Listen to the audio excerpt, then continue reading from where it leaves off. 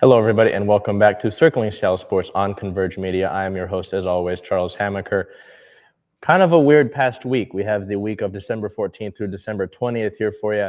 A lot of the sports leagues that we have in general, not just the Seattle area, have been affected by COVID cases, postponements, uh, you know, the leagues themselves being having issues there. We'll get into it, but just kind of bizarre. The Seattle teams have been affected by this, and we'll get into that more specifically. But just really bizarre to see the way that the leagues have been affected, and some of the games have been pushed back as well. So, with that being said, as we move into our Seahawks here, the Week 15 matchup against the Rams that was supposed to take place on the road in SoFi Stadium on the 19th on Sunday yesterday did not take place. That game got postponed. That was announced back on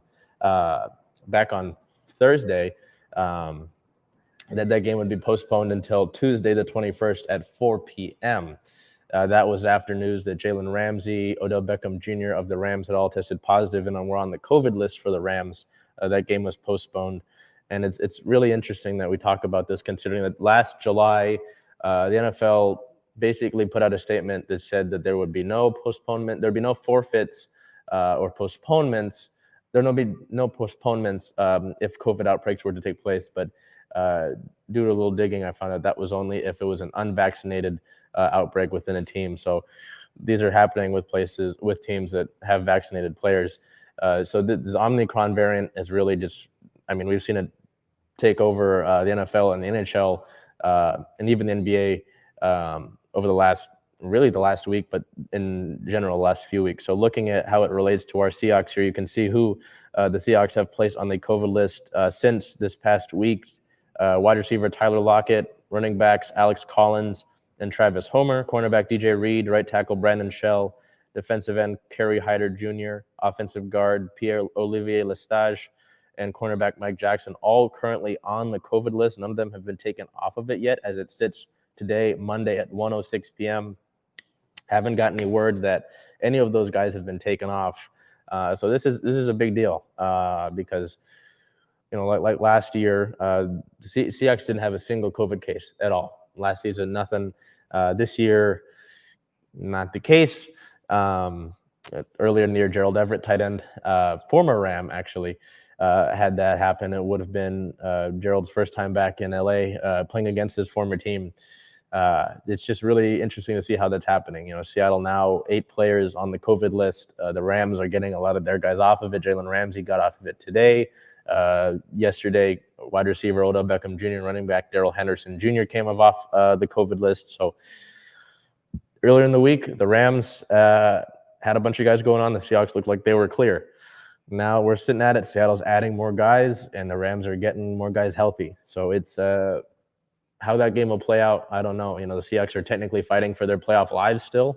They're fighting for a winning record, and that could all really – the downfall that could start on Tuesday, which is really weird to say, NFL Tuesday. Before I get into more of that team-related notes, Canada is officially designated as the Seahawks international home market. It's part of the NFL's international expansion initiative.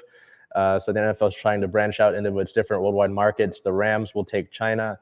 The Buccaneers will have Germany as their outside market. So interesting to see how the NFL is trying to tap into the international market. Not quite sure how that'll work out. I know that the NFL hosts games in London every year, but if that's a viable thing, that's still to be seen. And then the University of Auburn hires Seahawks quarterback coach Austin Davis as their offensive coordinator. He will join them after the season. So get back into league news. So Wednesday, December 15th, the league alters rules. A rule due to the virus outbreak. The league will allow unlimited practice squad elevations during the playoffs with COVID-19 cases rising. On the same day, the Jaguars finally fired Urban Meyer. So all that stuff we've been talking about with Urban Meyer the past few weeks finally gets fired. Former Seahawks offensive coordinator Darrell Bevell, filling the same role for the Jaguars, will take over as the interim coach for the remainder of the season. But yes, so Urban Meyer out after 1 year, only coached 13 games for the Jaguars.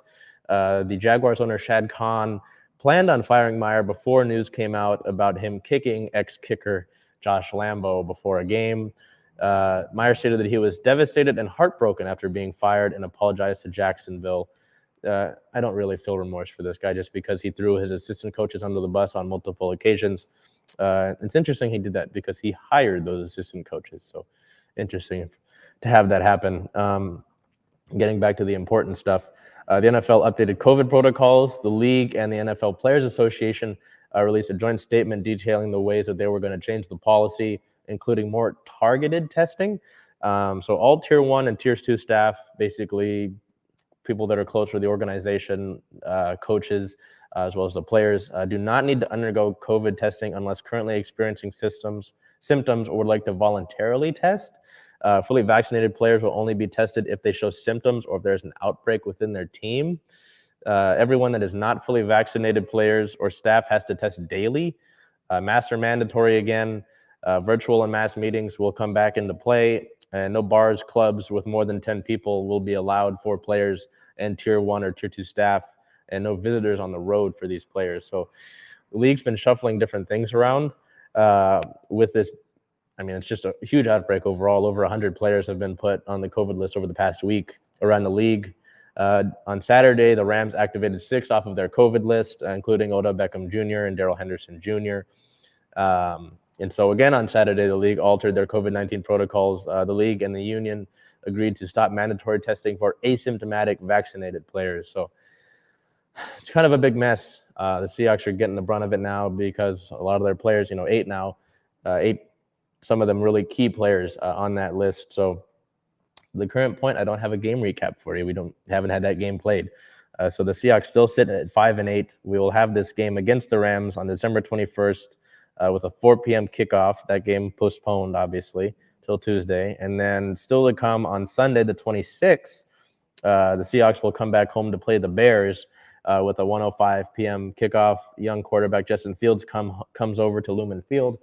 You look at that difference there. We go back here, December 21st, December 26th. 5 days of rest, really quite unfortunate. I mean, the way that football goes, it's not going to be a good thing for the Seahawks at all, and will be really difficult to have that turnaround because if you know the NFL, how an NFL week works, Tuesday is normally a first day of practice. And so if you're playing on a Tuesday, probably not you're looking at those rather minuscule days of preparation against the Bears team, and you're fighting for your playoff lives. So it's going to be really difficult for the Seahawks to turn things around there. Just a small note as we transition away from the Seahawks here, just a small note on the Mariners and what relates to them. A couple of league notes things. The MLB and the MLB Players Association met on Thursday. Both sides met for the first time since the lockout began. They did not talk about really big issues, key economic issues. They talked about non-core issues. So maybe some slight movement there, but the MLB lockout is still likely to extend into the next year. 2022, the Players Association and league owners are unlikely to talk about key issues until January. And that relatively makes sense. I mean, we're in the middle of the month. It's the holidays coming around this time, and it just kind of feels like they're just going to shelf everything until January. So little progress for Major League Baseball. Lockout's still a big factor here, and we really won't have anything to talk about Mariners-wise until we get through that lockout. So moving into our Sounders here to get a little bit of an opposite, we have a pretty big amount of news here as the schedule for next year was announced. The Sounders play more of a real schedule, playing against more teams from all over the country. Last season, playing mostly the Western Conference, a lot of their own Cascadia Cup rivals. So you see the season starts off February 27th versus Nashville. Kind of interesting to look at considering that the MLS Cup final was just a few weeks ago and, get a few short months of recovery and then back to the grind of it. But this schedule is in place in preparation for World Cup. So they're going to try to get this out of the way in preparation so that players can not have things overlap with the World Cup. But you can see relatively full slate here. More notable note, dates to look at: May 29th at home versus Charlotte FC, the expansion side. Charlotte in the expansion draft did not take any Sounders, so the Sounders were safe from the expansion draft yet again. But you see, starting off the season against Nashville at home, getting to play against Real Salt Lake, the team that you lost to in the playoffs March 5th in the second game, first game on the road there. Some key dates. You can just see them on your screen here. I'll let you look at them. But yes, playing a full slate against teams that are all over the country, getting to play Chicago, getting to play Austin again, Orlando for the first time in a few years, Montreal at home against Montreal, and I believe there's a home date here, playing against Miami at home. So a real full slate here for your Sounders, really getting back into looking at everything in a normalized sort of way after, having the COVID season and relatively a bubble, empty stadiums, playing really only the West Coast in the COVID season, and then last year really only playing the Western Conference. So you'll get to see your Sounders back in action at Lumen Field in more of a normalized capacity. Hopefully we can try to get back to some sort of normalcy as we're still dealing with a lot of things here. Like we just talked about with the pandemic, ravaging through the NFL, the NHL, and the NBA. Lots of issues still going on. In WNBA news, just a tiny piece of information as well. Seattle Storm still in their offseason, not too much going on, but the draft lottery did take place the other day, the 19th, and the Storm will get the 9th overall pick in the first round of that draft. So not the worst pick to have in the draft. It'll be interesting to see what Seattle does, though. It all depends, again, on free agency. Sue Bird, is she coming back? Is she not coming back? You look at the schedule drop, and she's front and center on that schedule announcement. You got to kind of think that they're leaning towards that. It would make sense. I'd like to infer, but, I've seen crazier things happen. Brianna Sort has to come back. Jewel Lloyd, such a big piece, really, I would say the team MVP of last season.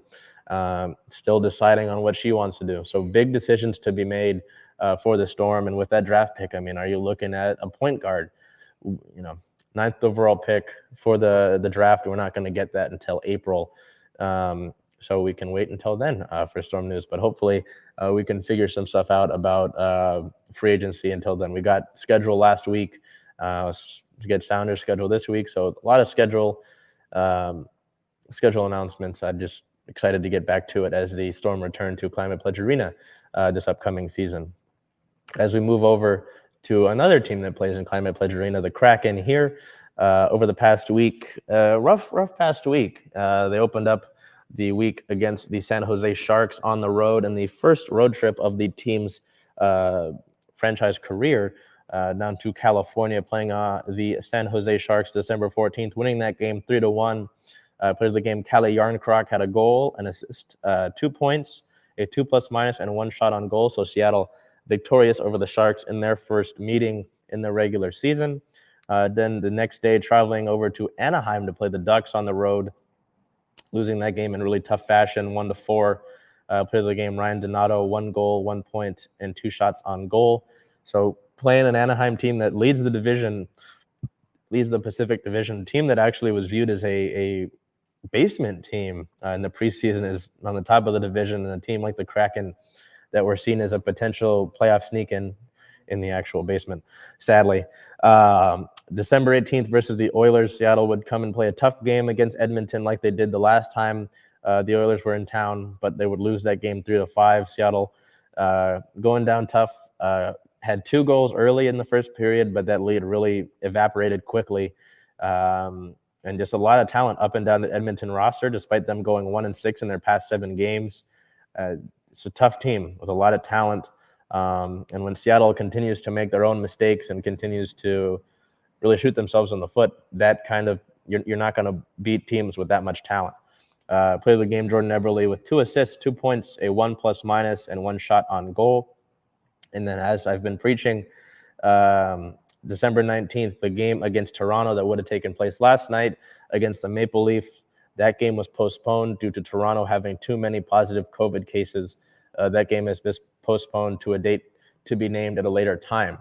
So before I get into all the COVID issues in NHL, talked about it last week. Kraken have just gotten back to the same mistakes that they were making earlier in the season. There was that 6-game stretch where they beat the top 3 teams in the league in Edmonton, and Edmonton's no slouch, second team in the Pacific Division.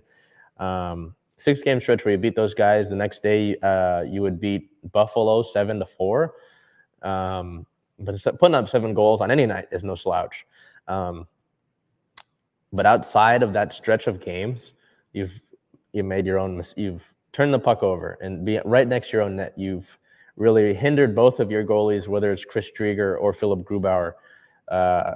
Playing poorly on the power play, just making your own mistakes, right? Pushing the opponent into your own goalie, allowing a goal. As long as these mistakes continue to happen and they don't get corrected, this team is going to continue to hurt itself and hold itself back from its own potential. We've seen the potential that this team has, and we've seen it all come together, how that sort of thing, how this team hits on all cylinders, right?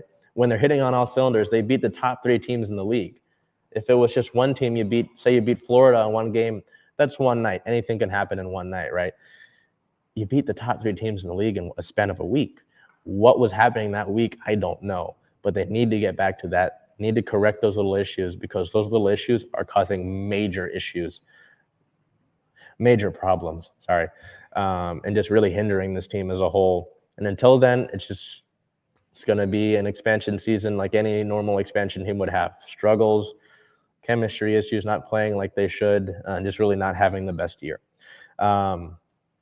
So getting into the COVID issues, on Tuesday, December 14th, 30 players around the league were in COVID protocols, and NHL was dealing with a huge outbreak, postponing Tuesday's matchup against the Hurricanes and Wild. On Wednesday, the next day, the NHL would ramp up COVID protocols, enhancing protocols, which would be in effect until January 7th, including daily testing and masking, as well as physical distancing inside facilities. The next day, on Thursday, December 16th, the Montreal Canadiens and Philadelphia Flyers would play their game in an empty arena amidst COVID concerns in Montreal. Friday, the NHL will take 3 teams off the ice. So the Calgary Flames, Florida Panthers, and Colorado Avalanche would all have their games postponed through the December 25th holiday due to COVID concerns. The Olympics were potentially in limbo. So if you don't know, the NHL players that would participate in the Olympics from all the different countries, the US, Canada, Germany, NHL players are wary of the Olympics because it would take a 3 to 5 week quarantine for them to play and participate in those Olympics that would take place in February. A lot of players are wary of that. The NHL has until January 10th to decide whether they want to have players play in the Winter Games, and it doesn't matter if the players want to. The NHL itself can pull the plug on that and say, we're not sending you guys out there. You're just going to play out the regular season. So that's still being decided. Saturday, December 18th, the NHL postponed the next 2 games for the Toronto Maple Leafs and Vancouver Canucks, and later in that same day would announce the same for the Boston Bruins and Nashville Predators. So you're seeing a lot of teams rack up. I think if you look at those 2, you look at those 4, and then you add the 2 from earlier, a few days before that, that's 6 teams that were taken off the ice through the holiday. That's taking 6 teams from playing their games is a big deal. And you saw with Toronto, that affected us. On Sunday, the 19th, the NHL halts cross-border travel. So the league suspended travel, to in and out of Canada until after the holiday break. So that means if you're on a Canadian team and if you were on either side and you were part of that, you're spending the holiday in whatever hotel that you're in. That is not, that's a terrible thing to happen. Olympic participation is that decision should come in the following days. So by the time we talk to you next week, we'll know whether or not really if the NHL players are going to participate in this year's Winter Olympics, this upcoming year. And the NHL and NHLPA agreed to continue the season. So there's not going to be a halt on the season. There had been rumors that this NHL would put a halt on everything and pause. Both sides agreed to continue the season, postponing those cross-border games through the break. And Olympics are still being worked on. So that's a big deal. It's we're back to, what felt like March of last year where everything really just stopped, right? When I think about all of this stuff, what really made me realize that this was very serious was when the NBA stopped, when the NBA shut everything down. I was on Twitter, and it was announced that the Thunder, I think it was the Thunder in the Jazz game, they sent everybody home before the game even started because of the COVID outbreak. They went over the PA system. They said, please don't be alarmed. Everybody leave the arena in a safe, calm manner, tonight's game has been postponed until further notice. And once I saw that and the announcement later that night came out that the NBA was putting their season on pause, kind of let me know, hey, this is a big deal. If the NBA is saying we're going to have to hold off to everything. And now, there were talks about the NHL doing that in this time period, but they're going to continue the season. The All-Star game is sort of in jeopardy because it wouldn't make sense to have a bunch of different players from a bunch of different teams all congregate in the same space. But for this time being, the teams are going to play, the ones that are allowed to, obviously. For Seattle, Riley Sheehan, Yanni Gourde, Colin Blackwell, and Jamie Alexiak, player-wise, were all put on the COVID list as of recently, and assistant coach Jay Leach. So you got an assistant coach and 4 key contributors all out with COVID. And then today, they had their practice today. Well, they were going to have their practice. Yanni Gourde, Riley Sheehan, and Colin Blackwell were all in the ice, so they're out of COVID protocol, but practice itself was canceled because the team is waiting on another positive test out of an abundance of precaution, is what the tweet said. So the team's next game is supposed to be Tuesday. That's tomorrow, right? If you're having to pause practice because of something like that,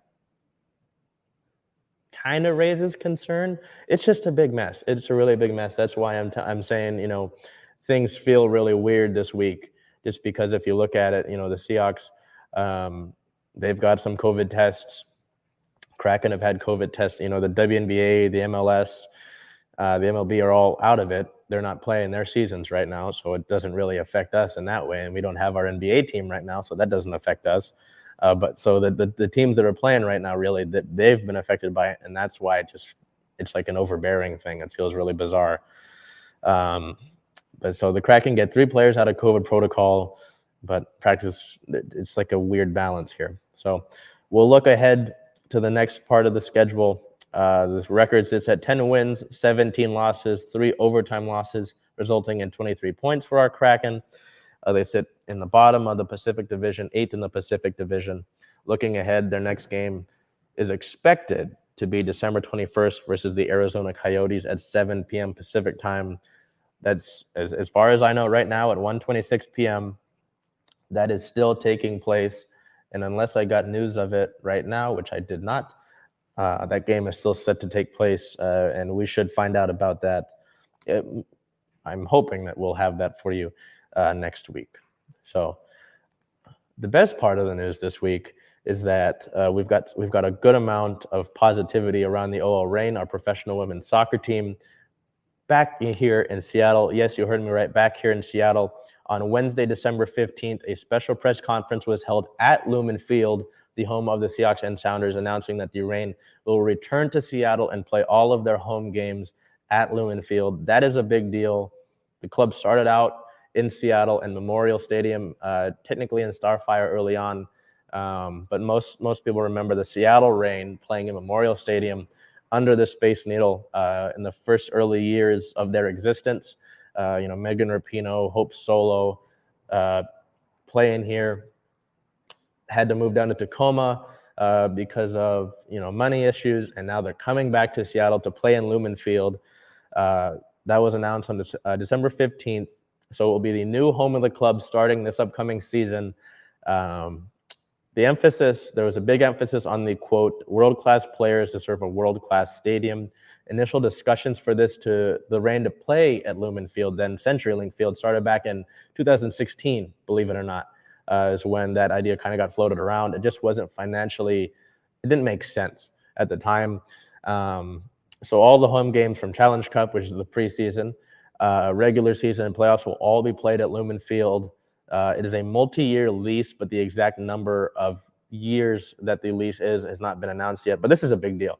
You get these women who, in the doubleheader in August 31st, they played Portland, and the Sounders played Portland, set the the NWSL record for most fans in attendance for a regular season game with 27,000. It was just a really positive reaction to that. and now they get to come back to Seattle. So, in the city of Seattle, you'll have pro women's soccer, pro men's soccer, pro baseball, pro hockey, pro women's basketball. Hopefully add the Sonics back here in a couple of years, and then pro hockey. All of it here in the city now.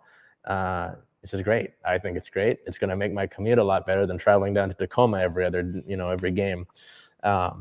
But that's a big deal to get them back in the stadium. Season tickets are on sale now.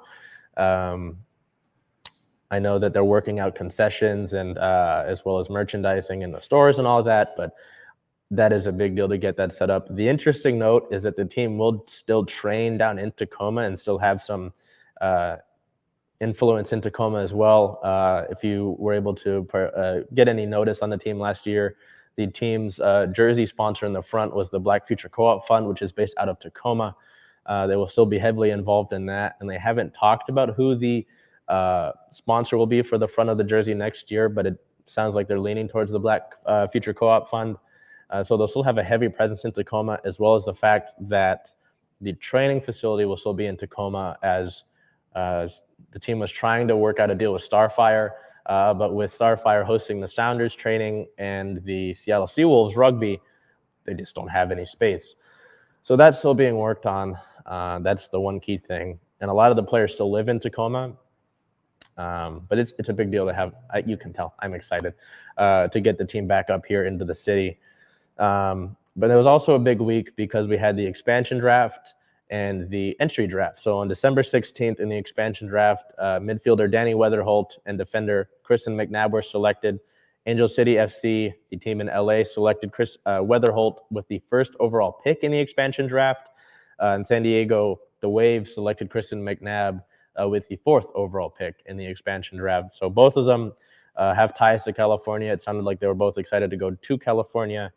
So hey, thank you for your contributions. It sucks to lose players like that. The Reign really welcomed me with open arms. So it sucks to lose players, but that's what happens when a league is expanding. And then we get over to the draft. We will look now here at what we've got for additions and losses to the team. On December 18th, the Reign acquired a first-round pick from Gotham. So the Reign sent the 8th overall pick Gotham sent the 8th overall pick to the Reign in exchange for the Reign's natural first-round selection next year and $40,000 in allocation money. The next trade, the Reign would send Kelsey Hedge to the Houston Dash. So Hedge would head to Houston in exchange for the 21st overall pick in this year's draft and $15,000 in allocation money. During the entry draft, the NWSL would announce the preliminary framework for next year's season, which kind of seems like an odd time to do that. So the 10th year anniversary season will include 132 matches, as well as the third annual NWSL Challenge Cup. So preseason begins in February. On February 1st, is when players will report to the team. The season kicks off on Saturday, March 19th. The Challenge Cup final is on Saturday, May 7th. It is the first balanced schedule in league history. Each team will play 28 matches, 14 of them at home, 14 on the road, and the full schedule is still to be released at a later date. So 6 teams will qualify for the playoffs that will begin in October, with the highest 2 seeds receiving a first-round bye, and the championship game will take place on the weekend of October 28th through 30th. So yeah, it's still really weird to announce the framework of the season during the draft. The next trade that the Reign would make would be acquiring defender Phoebe McLernon in a trade with Orlando. So the Reign send the 10th overall pick, their second round pick in next year's draft, forward Leah Pruitt and defender Celia. So that's 4 different pieces that the Reign are sending to Orlando in exchange for the defender Phoebe McLernon and the 15th overall pick. That 15th overall pick would then be flipped to Washington for $85,000 in allocation money. So, I mean, if you're familiar with the Seahawks, really similar situation there. A lot of trading around the draft. The final draft class that the Reign would select would be the 8th overall pick would be Zane Kajan. She's a forward out of St. John's. The 10th overall pick would be traded. The 20th overall pick would be goalkeeper Claudia Dickey out of University of North Carolina. 21st overall pick Ryan Brown forward out of Wake Forest, who played forward, midfield, and right back, so a really versatile player there. 32nd overall pick, Kaylee Halverson out of Santa Clara University. She won a national title in 2020. The 33rd overall pick, Olivia Van Der Yat out of University of Washington. So getting a chance to see Olivia play at UW. Now she's going to join the Reign. So staying in Seattle there, some homegrown tie there. And then the 47th overall pick, the last pick in the draft, Marley Canales, a midfielder out of UCLA. So 6 players joining the Reign here from the draft. Some losses there, unfortunate. Kristen been around with the team for a while since they were at Memorial.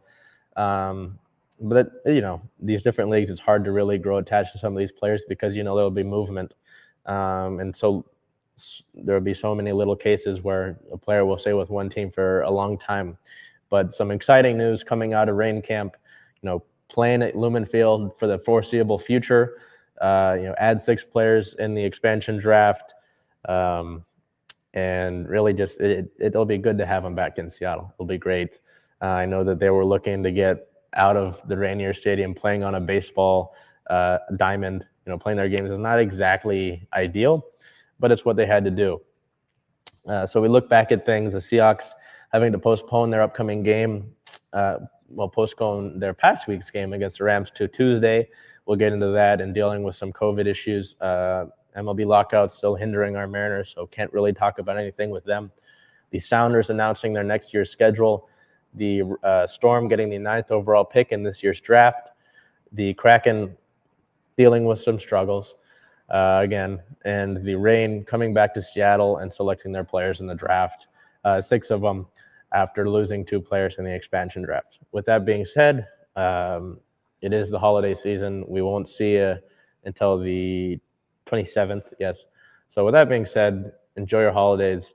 I want to thank everybody here at Converge again. I mean, geez, I don't have an exact date for when we started, but it's been a couple months, and it's really cool to see where we're at.